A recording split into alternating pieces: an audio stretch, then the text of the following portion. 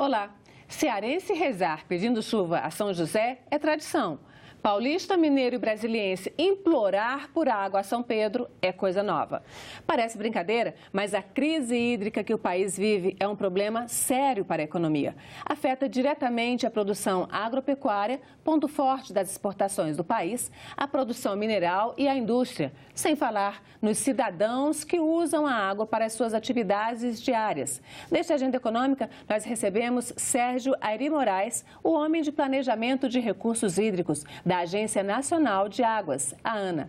Sérgio, muito obrigada pela sua presença aqui na Agenda Econômica. Obrigado pelo convite. Então, essa crise hídrica que a gente está vivendo, ela é só uma questão dos santos mandarem chuva ou os homens aqui na Terra estão ajudando bastante? Como é que está essa situação da crise hídrica? Como é que a gente pode classificar esse momento do país, né? Na verdade, desde 2014, 2013, a gente já vivia um prenúncio disso aí. A gente chegou num dos piores pontos da história do país. Sem dúvida, a crise hídrica é uma combinação de fatores. Nós temos o fator climático, né, a ausência de chuvas, né, e temos que lembrar que a crise hídrica, na verdade, ela se inicia em 2012 na região Nordeste, né, e que até hoje ainda não se recuperou do ponto de vista dos seus mananciais, das suas fontes hídricas, e diversas regiões do país, ao longo desses últimos anos, vêm sofrendo com a falta de chuvas associada à questão da ausência de investimentos, a questões relacionadas à gestão, a questões relacionadas ao uso da água pelas diversas atividades e pelas cidades que ainda desperdiçam muito da água que é produzida. Então, essa combinação de fatores climáticos e a forma como nós utilizamos a água no país tem como resultado essa crise hídrica em diversas regiões do país. Você hoje, na Agência Nacional de Águas, é a pessoa responsável por essa parte de planejamento dos recursos hídricos. Quer dizer, o que a gente tem, o que a gente usa, como a gente vai ampliar. Como é que está o estado da arte nessa questão desse planejamento? A gente, pelo planejamento que o governo está fazendo, né? Que o Estado está fazendo, que na verdade é uma agência de Estado, não de governo, né? Por esse planejamento, a gente tem perspectivas de sair dessa crise hídrica, porque elas de fato afetam muito a economia, né? Sem dúvida, ela afeta bastante a economia. E o grande problema do ponto de vista do planejamento, quando nós estamos em crise, é que nós temos pouca margem para a realização das diversas atividades. Nós perdemos muitas vezes a oportunidade de atuar de forma mais racional, de forma antecipada, e passamos a atuar de forma a remediar o problema, com uma série de ações emergenciais, exigindo muitas vezes da população a economia, o uso da água, a questão do racionamento, muitas vezes, que é necessário como uma medida para que a gente tenha um menor uso da água. Então, do ponto de vista do planejamento, é muito mais racional e é muito mais importante que a gente consiga se antecipar a essas crises antes que elas se instalem. E o se antecipar significa fazer os investimentos em infraestrutura hídrica, em oferta de água, que são necessários para garantir o abastecimento das cidades e para garantir a oferta de água para as diferentes atividades produtivas, e trabalhar de forma antecipada também na questão da gestão da demanda. Essa gestão da demanda, por exemplo, no que se refere ao abastecimento das cidades, está muito associado ao uso que as pessoas fazem, é um uso que precisa ser cada vez mais racional, mas também está muito associada, por exemplo, à questão do controle de perdas. Nós temos no país, né, ainda um uso bastante perdulário e perdemos muito da água que nós produzimos para o abastecimento. A gente preparou uns dados até para mostrar para o telespectador de uma forma mais didática mesmo. A gente tem um relatório, um gráfico que a gente preparou sobre o consumo total de água no Brasil. Né? Eu queria que você falasse um pouquinho sobre esse valor. Esse consumo total de água no Brasil, né? 986,4 metros cúbicos por segundo. Quer dizer, a gente usa 986 milhões de litros de água por segundo. Isso é um consumo que se pode considerar alto, baixo, na média, exagerado? Como é que é isso se a gente pegar o Brasil em termos de mundo, né? Como é que é esse consumo para o país? Então, esses dados, né? E aí aqui a gente tem esse consumo por área, que depois a gente detalha melhor. Com certeza. Então, esses dados, eles são provenientes de um relatório que a ANA publica anualmente, que é o relatório de conjuntura dos recursos hídricos, que ele traz num panorama justamente tanto da quantidade e qualidade da água, quanto de como essa água é utilizada. Essa matriz, essa proporção dos usos da água no país, né, como a preponderância do uso da água na irrigação, na agricultura irrigada, seguido aí do consumo da água na indústria, nas cidades, ela é uma matriz que tem uma semelhança com diversas partes do mundo, ou seja, a irrigação, o uso da água na agricultura irrigada, de fato, é o maior o uso de água em termos aí quantitativos como observados no mundo. Se a gente pegar aqui, né, se a gente juntar a produção agrícola, agropecuária, a gente tem 81%. Esses são dados de 2009, eles ainda estão atualizados? Esses dados, eles são permanentemente atualizados e, inclusive, nós editaremos e lançaremos em dezembro de 2017 uma nova versão do Conjuntura, do nosso relatório pleno, que é o relatório 2017, que trará não só uma atualização desses dados, como também informações mais discretizadas por categoria, incluindo, por exemplo, nessa contabilidade, o uso da água pela mineração, na questão aí do uso industrial. Então, hoje está dentro da indústria, que são 7%. Hoje, nessa informação que está apresentada, está considerado dentro do uso industrial.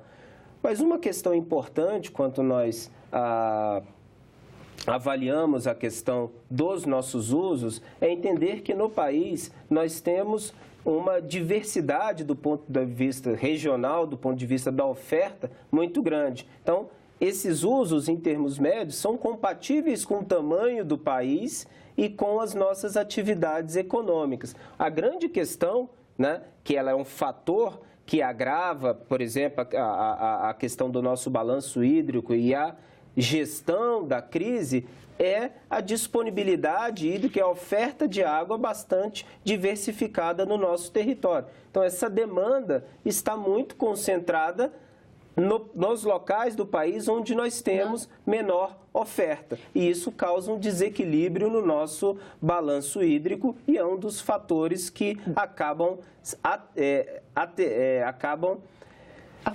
aprofundando e tornando a crise ainda mais severa. Só para a gente ilustrar também, a gente tem um gráfico que mostra essa questão das águas doces superficiais, né?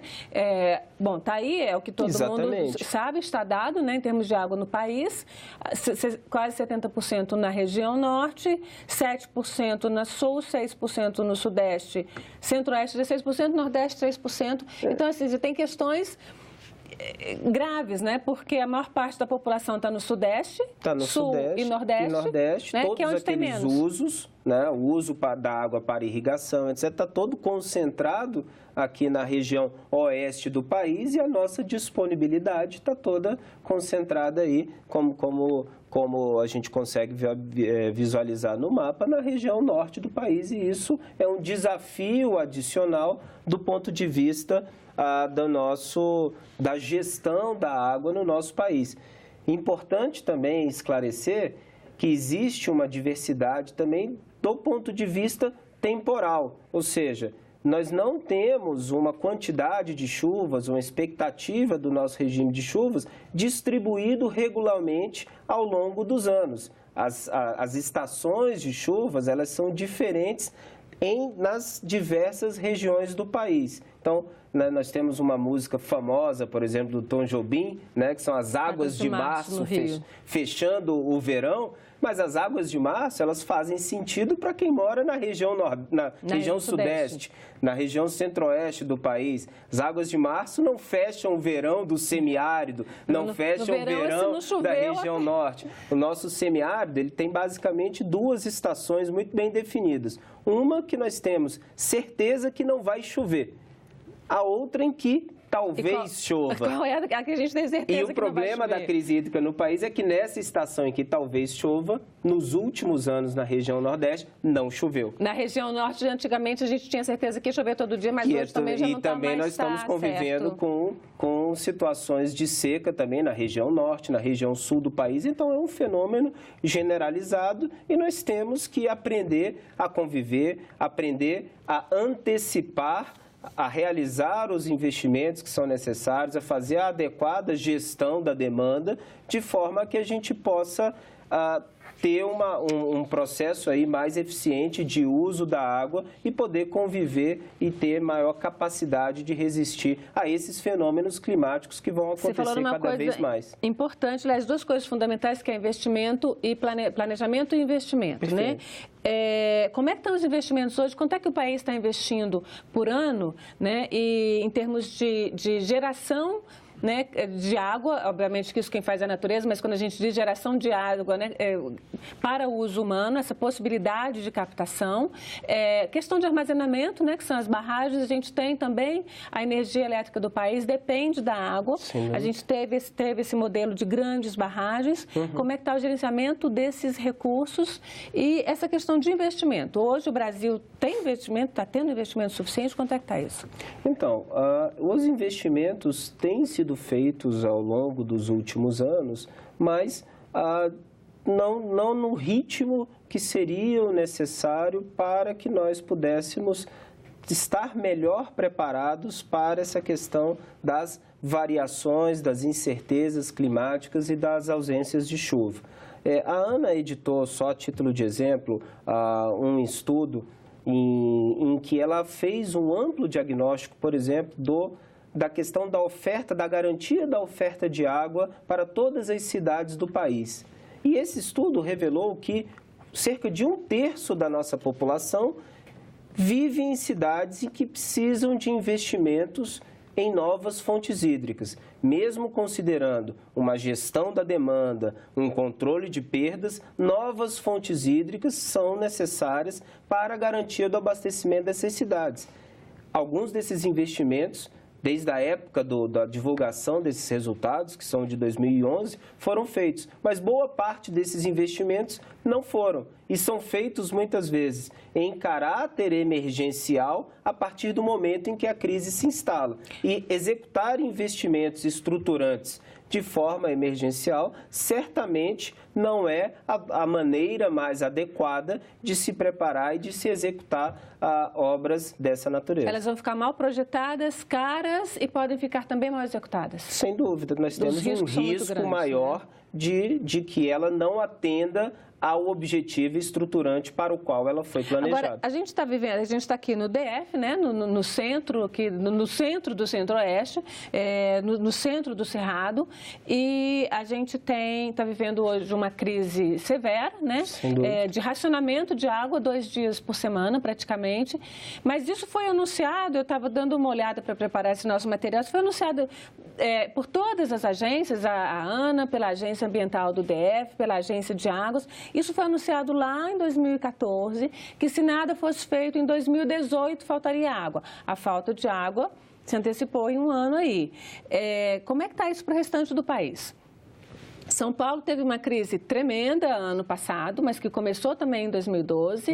Os gestores públicos eleitos não estão dando importância para o planejamento técnico? Então, essa questão da importância do planejamento, eu acho que ela é um fator fundamental e nós temos que aproveitar esse período de crise. Existe também a oportunidade da crise, ou seja, apesar, né, e é claro que nós temos que ter que dar todos os esforços, até porque a população, né, é a mais atingida com a falta de planejamento e com essas anomalias climáticas da ausência de chuva, muitas vezes os mínimos históricos aí já registrados. As atividades produtivas, é importante que a gente tenha essa clareza do quanto afeta o comércio, a indústria, né? E o mais importante é aproveitar esse momento para que a água entre de fato nessa agenda política. Vamos rever aquele gráfico, aquele primeiro gráfico que a gente viu, que fala exatamente dos consumos. Olha só, a população urbana é quem mais sofre nesse momento de crise. A gente está racionando água. Sem dúvida. Né? E, no entanto, é um uso muito menor, por exemplo, em relação à irrigação agrícola. Não seria o caso de se fazer uma espécie de remanejamento, de fazer um planejamento melhor dessa irrigação? A irrigação no Brasil ainda é feita do jeito mais arcaico, né? Que são os pivôs centrais, os pivôs, aqueles que fazem um grande círculo, é pivô central mesmo, né? Que gasta muita água, que gera problema para o solo, né? Porque gera acidez no solo, gera salinização do solo, lixivia o solo. Não dá para mudar esse sistema para ser mais... Porque não tem nenhuma racionalidade nem eficiência nesse uso de irrigação agrícola. Não dá para mudar esse padrão? Olha, eu acho importante a sua colocação, até para que a gente consiga também desmistificar alguns vilões. Acho que a tarefa da gestão de recursos hídricos, da qual a Ana tem um protagonismo na implementação do nosso sistema de gestão, é justamente compatibilizar os diversos usos e trabalhar as regras de alocação de água para que tenhamos água disponível em quantidade e em qualidade para as diversas atividades.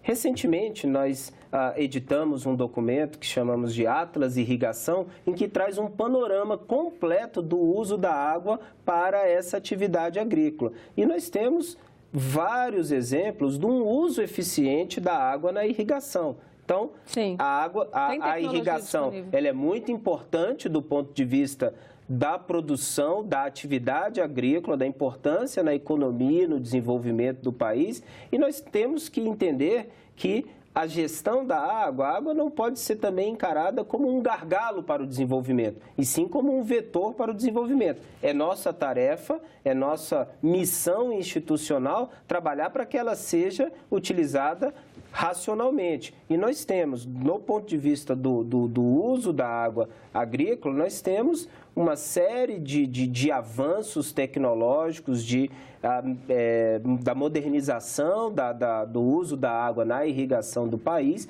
em que ela está sendo utilizada conforme preconizado pela agência e pelos órgãos gestores estaduais. Então, há de se ter aí um equilíbrio e cada setor tem que fazer o seu papel. Da mesma forma que temos que ter um uso eficiente da água na irrigação, nós temos que estar atento, por exemplo, ao controle de perdas do uso da água para o abastecimento das nossas cidades, que em várias regiões do país ainda é muito elevado. A gente tem um gráfico onde a gente mostra exatamente isso. Um só setor responsável por um balanço hídrico deficitário. Na verdade, é um compromisso de todos os usuários. Então, na agricultura, só para fechar aquela questão, a gente depois entra nessa. Na agricultura, na questão da irrigação, está sendo usado, então você está dizendo que está sendo usado de uma forma racional ou tem para onde melhorar? Não, sempre tem espaço para melhorias, mas é importante registrar que nas últimas décadas, nos últimos anos principalmente, há um esforço muito grande do setor e nós temos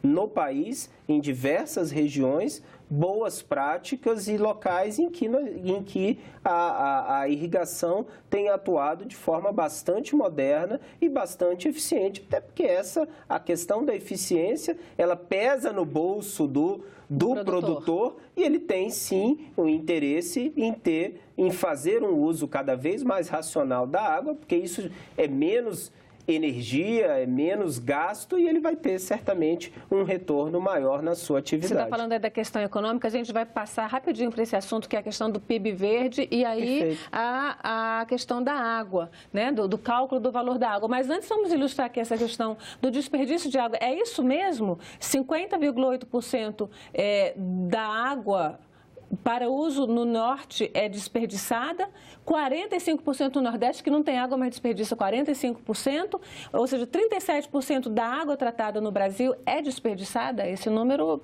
se mantém, embora seja ele é de 2013, Ministério das Cidades. Esse número se mantém e ele reflete uma questão que é fundamental para que a gente avance tanto no abastecimento de água quanto no esgotamento sanitário, que são os pilares aí do setor de saneamento no país, que é a questão institucional. É a qualidade da prestação dos serviços tanto de abastecimento de água quanto de esgotamento sanitário que nós temos no país, precisa avançar. Uma boa medida, uma boa métrica da qualidade desses serviços são esses indicadores de perdas. Quanto mais elevados esses indicadores de perdas, mais nós temos um indicativo de que a qualidade prestada dos serviços de saneamento para a nossa população anda deixando a desejar. Ou seja, nós precisamos avançar muito do ponto de vista institucional para a questão da oferta de água, para a questão do abastecimento e, principalmente, eu gostaria de reforçar, para a questão da coleta e tratamento de esgotos. Ou seja, a ausência de coleta e tratamento de esgotos no país compromete a qualidade da água das nossas fontes hídricas e esse comprometimento da qualidade da água é um dos fatores também que acaba acirrando, que acaba agravando a nossa crise hídrica. Então, vamos mostrar um exemplo bem pesado disso, que é a questão do desperdício, né? Maior desperdício, menor desperdício. Perfeito. Maior desperdício, Amapá, desperdiça 76,5% da água tratada, ou seja, colhe a água, trata a água e joga fora até no meio do caminho entre a estação de tratamento e as casas, as indústrias. Roraima e Sergipe, menor desperdício Distrito Federal, com 27,3%, mas que ainda é muito grande, quase 30%. É inaceitável praticamente que você pegue 30% do seu trabalho e joga fora, eu imagino que seja assim, né? E não por acaso, assim, eu vi o mapa inverso, que é a questão do esgoto que você falou. O Amapá é também o estado onde tem o menor percentual de residências com coleta de esgotos e o menor ainda que seja tratado. Tem residência que até coleta, mas não trata, né? Não é tratado. Como é que casa essas duas coisas? O que acontece que o gestor público não consegue resolver esse problema? Então, do ponto de vista da questão das perdas, é importante a gente entender também que esses são números bastante sérios, né, que mostram, dão uma dimensão do problema e muitas vezes eles são estimados até pela falta que nós temos ainda da questão do monitoramento, da questão de quanto de água de fato nós perdemos, porque nós não temos a medição da água que distribuímos para a população. Então, fazemos uma estimativa da quantidade de água que nós nem sabemos exatamente quanto entregamos, uma parte dessa água é perdida. A questão da falta de esgotamento sanitário, tanto de coleta, mas principalmente tratamento de esgotos no país, foi bastante explorada em um estudo recente que divulgamos para a sociedade em setembro de 2017, desse ano, numa parceria com o Ministério das Cidades, em que fizemos um amplo panorama da situação e, principalmente, de forma inédita, avaliamos os reflexos dessa ausência de tratamento de esgotos no país nos nossos corpos hídricos. Então, a questão da qualidade de água, o comprometimento da qualidade de água dos nossos recursos hídricos inviabiliza essa água, muitas vezes, para o abastecimento da população, para outras atividades produtivas e traz reflexos não só para a população, com questões muito sérias relacionadas à saúde pública, traz reflexos ao meio ambiente, comprometendo, então, a qualidade da água dos mananciais e traz reflexos na economia. Lembrando que rios poluídos, eu tenho menor investimento em turismo, eu tenho menor capacidade de trabalho, eu tenho maiores internações, eu tenho toda uma cadeia econômica que é prejudicada e comprometida por essa ausência de coleta e tratamento de esgotos no país. Olha só, para a gente fechar o programa rapidinho, o governo criou aí, recentemente, o PIB verde, né? O Produto Interno Verde, PIB, e tem aí, vocês estão trabalhando nisso, que é dando, como a gente mensurar, valorar a questão das contas econômicas ambientais e a questão da água. Como é que vocês estão trabalhando para a gente ter aí, no fim do ano que vem, já um valor mesmo do PIB ambiental ambiental brasileiro? Então, de fato, esse é um esforço também numa parceria da ANA com o IBGE na produção das contas econômicas ambientais da água, né? O trabalho da agência junto com o Ministério do Meio Ambiente está relacionado à parte física dessas contas, quanto de água temos disponível no nosso território, onde está essa água e que usos da água são, mensurar os diversos usos da água que nós mencionamos ao longo do programa e associar essa parte física, esses usos, à parte monetária, à parte econômica, que com base nessa relação, nesses indicadores, nós poderemos quantificar do ponto de vista hidrológico e do ponto de vista monetário e econômico a nossa água e tem indicadores aí bastante importantes para o planejamento, para as atividades econômicas e para o desenvolvimento do país. A expectativa é que nós façamos a divulgação dos primeiros resultados das contas econômicas ambientais da água no primeiro trimestre de 2018. Bom, então você vai voltar aqui para fazer esse relatório para a gente. Sérgio, muito obrigada pela sua presença na Agenda Econômica. Obrigado vocês pelo convite. Então, até a próxima. E agradeço também a você, telespectador, que nos acompanhou até aqui. Se quiser rever este programa ou indicar para alguém, acesse nossa página na internet, senado.leg.br/TV. Para mandar suas sugestões e comentários, ligue 0800 61 2211 ou envie e-mail para Agenda Econômica, tudo junto, @senado.leg.br. Até a próxima Agenda Econômica.